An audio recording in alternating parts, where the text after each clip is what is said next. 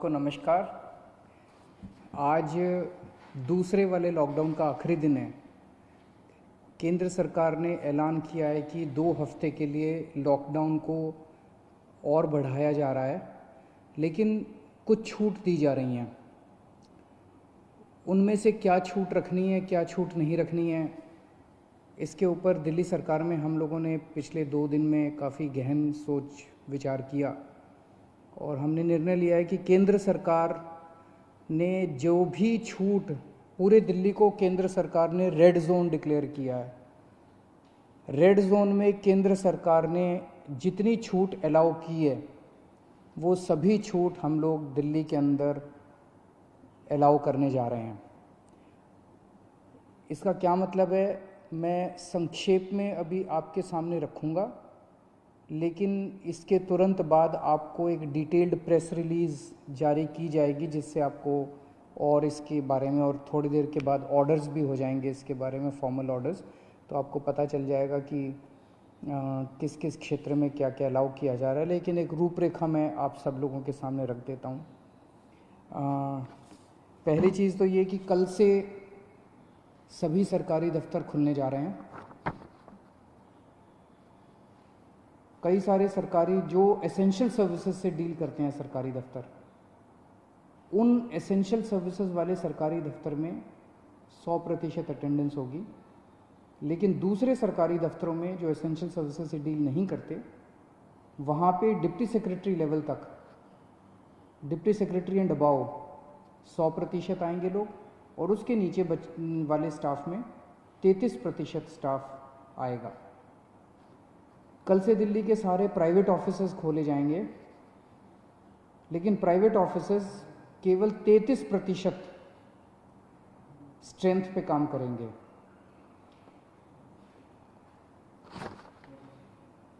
लेकिन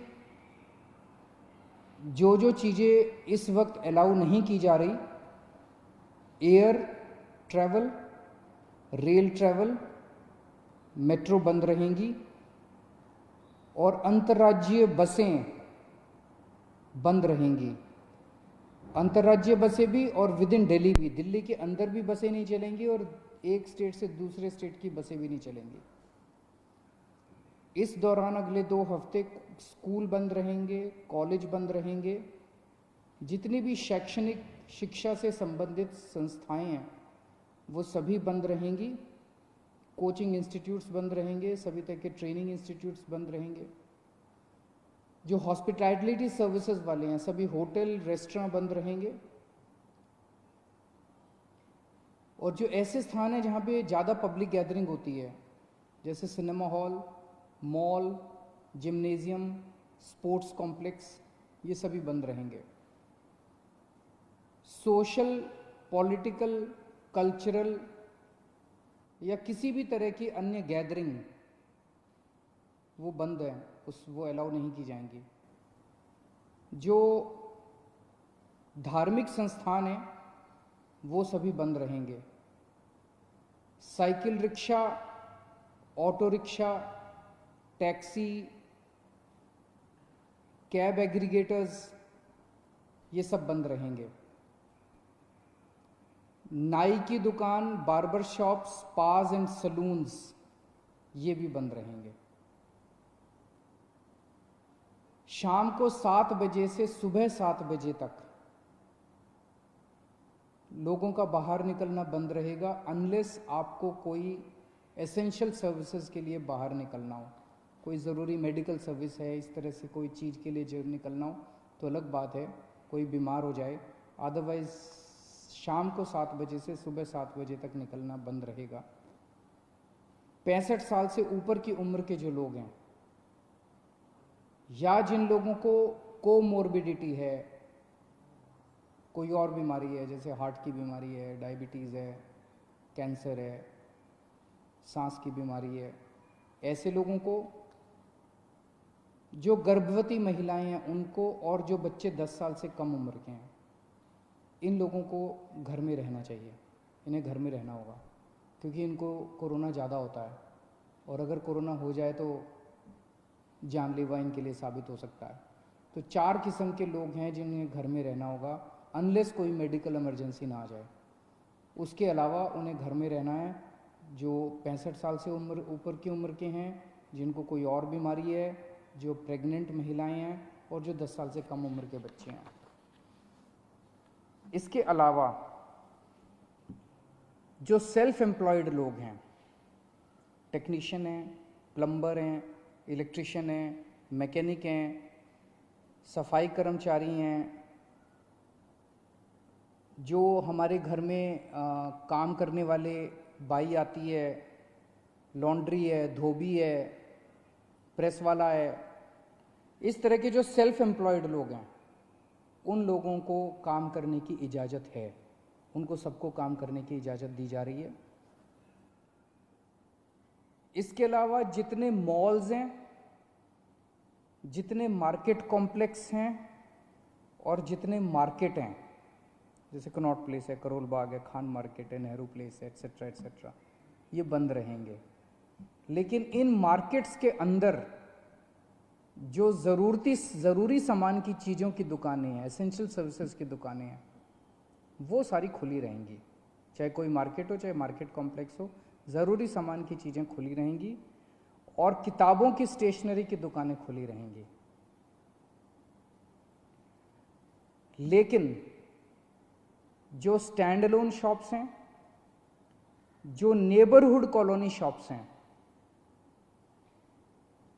और जो रेजिडेंशियल कॉम्प्लेक्स में शॉप्स हैं, वो सारी खुली रहेंगी। वो चाहे एसेंशियल आइटम्स की शॉप्स हों, चाहे नॉन एसेंशियल आइटम्स की शॉप्स हों, कोई भी शॉप्स हों। कई लोग मेरे पास कल से मैसेजेस, फ़ोन्स आ रहे हैं कि इस चीज़ की दुकान खुलेगी क्या, उस चीज़ की दुकान खुलेगी क्या, ये वाली दुकान खुल। तो मार्केट, मॉल और मार्केट कॉम्प्लेक्स बंद रहेंगे। Stand alone shops, neighbourhood colony shops और रेजिडेंशियल कॉम्प्लेक्सेस में जो दुकानें हैं, उनमें चाहे कोई भी सामान हो, किसी भी तरह का सामान हो, वो सारी दुकानें खुली रहेंगी। इसके अलावा प्रिंट एंड इलेक्ट्रॉनिक मीडिया खुला रहेगा। आईटी से रिलेटेड सर्विसेज की सभी ऑफिसेज खुले रहेंगे, कॉल सेंटर खुले रहेंगे, डेटा सेंटर्स खुले रहेंगे, वेयर हाउसिंग सर्विसेज खुले रहेंगे, कोल्ड स्टोरेज खुले रहेंगे, प्राइवेट सिक्योरिटी वाले और फैसिलिटी मैनेजमेंट सर्विसेज खुले रहेंगे। इसके अलावा सारे इंडस्ट्रियल एस्टेट खुले रहेंगे, जहाँ जहाँ एक्सेस कंट्रोल है। एक्सेस मतलब जो वहाँ पे अंदर जाने की, बाहर आने की, जहाँ जहाँ कंट्रोल है। तो लगभग सभी इंडस्ट्रियल एस्टेट खुले रहेंगे।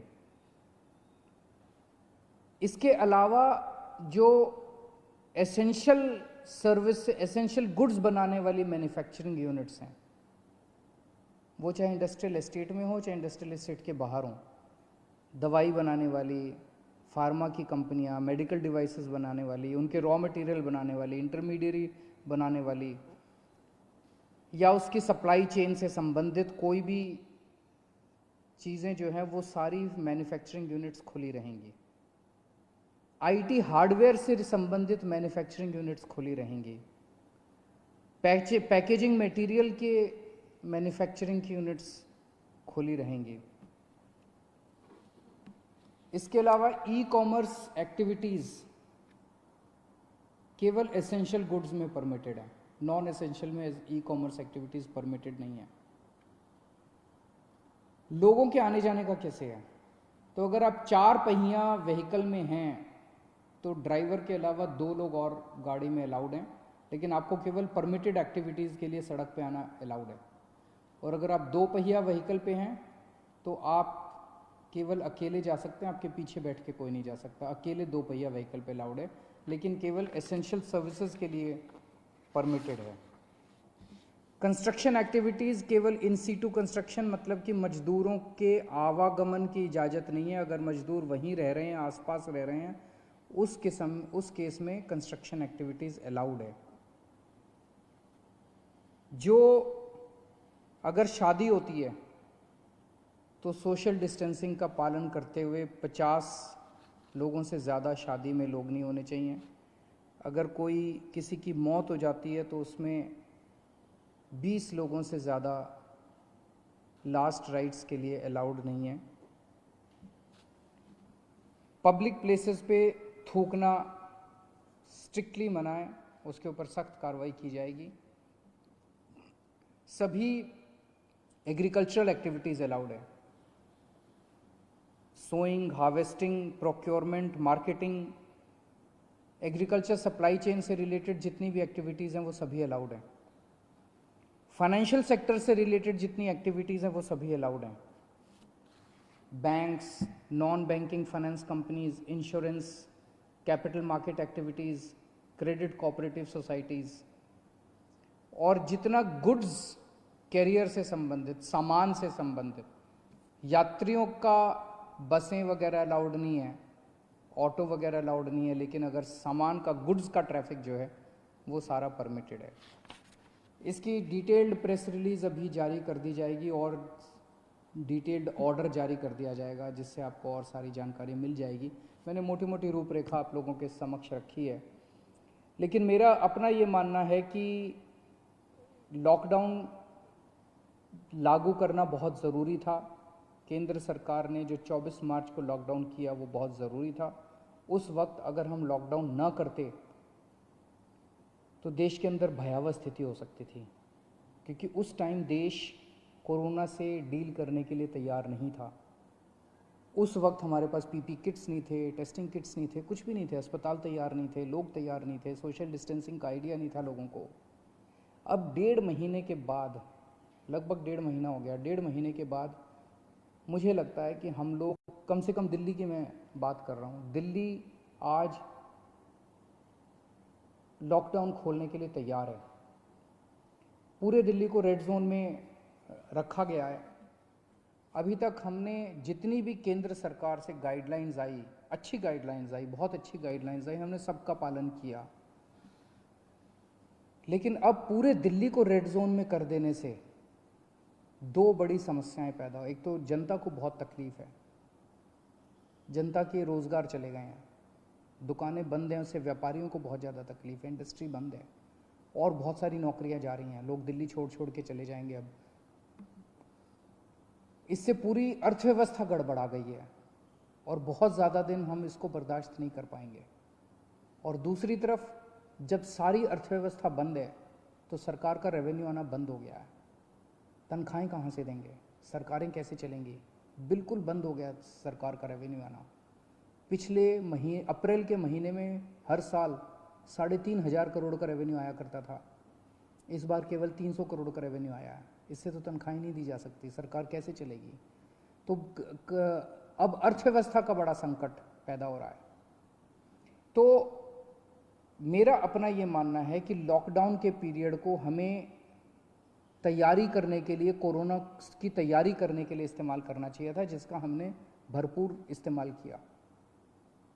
ऐसा कभी नहीं हो सकता। अब कोरोना आ गया है, कोरोना रहेगा, कोरोना जीरो हो जाएगा, कोरोना का एक भी पेशेंट नहीं होगा, आगे कोरोना कभी नहीं होगा, ऐसा हो ही नहीं सकता, पूरी दुनिया में नहीं हो रहा, ये संभव ही नहीं है।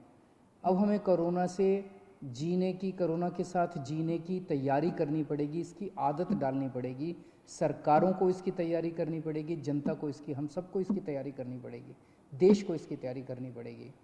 आज दिल्ली इसके लिए तैयार है। हमने पर्याप्त उपाय कर लिए हैं, पर्याप्त व्यवस्थाएं कर ली हैं, अस्पतालों का इंतजाम कर लिया है, किट्स का इंतजाम कर लिया, सारी व्यवस्थाएं कर ली हैं। अगर लॉकडाउन पूरी तरह से दिल्ली में खोल दिया जाता है, हमने सुझाव दिया है केंद्र सरकार को कि जो जो कंटेनमेंट जोन हैं दिल्ली के अंदर, लगभग 97 कंटेनमेंट जोन्स बचे हैं, जो जो कंटेनमेंट जोन हैं उनको पूरी तरह से सील कर दिया जाए और बाकी दिल्ली को ग्रीन कर दिया जाए, बाकी दिल्ली के मार्केट खोल दिए जाएं। मार्केट में चाहे तो ऑड इवन कर दें, एक दिन ऑड दुकानें खुलेंगी, एक दिन इवन दुकानें खुलेंगी, लेकिन अब दिल्ली को खोलने का समय आ गया है। हम उसके लिए तैयार हैं, हम केंद्र सरकार से बात भी कर रहे हैं और हमें पूरी उम्मीद है कि जल्द दिल्ली के मार्केट भी खुलेंगे, अर्थव्यवस्था भी खुलेगी। ऐसा होने से थोड़े केस बढ़ेंगे, लेकिन जो केस बढ़ेंगे उससे निपटने के लिए हम तैयार हैं। हमारा इस वक्त सबसे बड़ा 2 मकसद हैं। पहला मकसद है कि किस तरह से दिल्ली के अंदर कोरोना से होने वाली डेथ्स को कम किया जाए, और हम अभी तक काफ़ी कम करने में सक्षम रहे हैं, सफल रहे हैं। और दूसरा है कि कोरोना को कैसे फैलने से रोका जाए।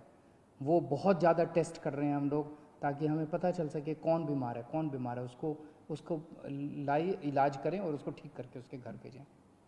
तो मैं उम्मीद करता हूँ कि हम लोग आगे केंद्र सरकार को भी मनाने में सफल होंगे, और ये लॉकडाउन का पीरियड जो है, इसमें जो जो रिलैक्सेशंस दिए गए हैं, इन रिलैक्सेशंस से आप लोगों को सबको फ़ायदा होगा। बहुत बहुत शुक्रिया।